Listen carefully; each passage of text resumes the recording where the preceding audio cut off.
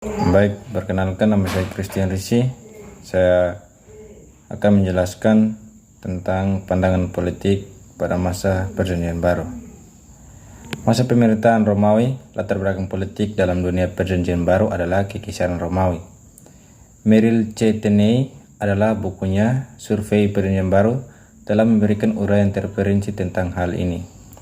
Negara Romawi berdiri tahun 750 SM yang sebelumnya hanya terdiri dari beberapa kelompok masyarakat yang beberapa desa yang akhirnya merebut banyak kota dan menjadi kerajaan yang besar tahun 265 SM.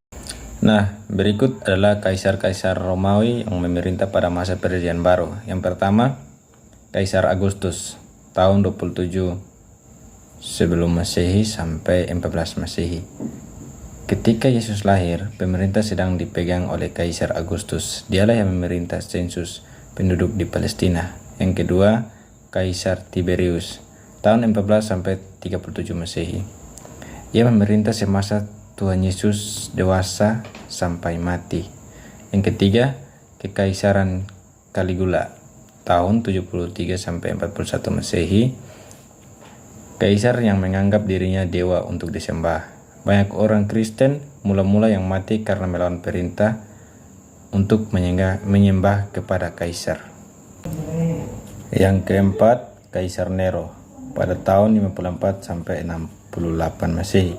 Kaisar yang kejam dan semena-mena menganiaya orang Kristen. Paulus dan Petrus mati syahid pada masa pemerintahannya.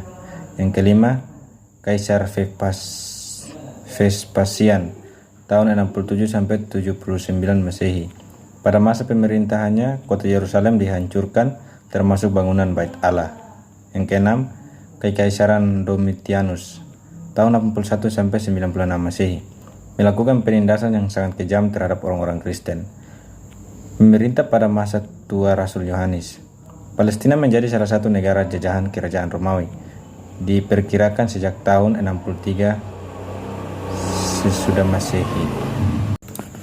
Kisah dalam Perjanjian Baru diawali dari masa pemerintahan Herodes tahun 37 sebelum Masehi sampai tahun 4 Masehi, yang ditunjukkan oleh pemerintahan Romawi sebagai Raja Yahudi.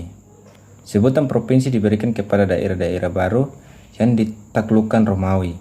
Untuk provinsi yang relatif damai dan setia pada Roma, pemerintahan dipimpin oleh seorang gubernur, sedangkan wilayah yang rawan dipimpin oleh seorang wali negeri.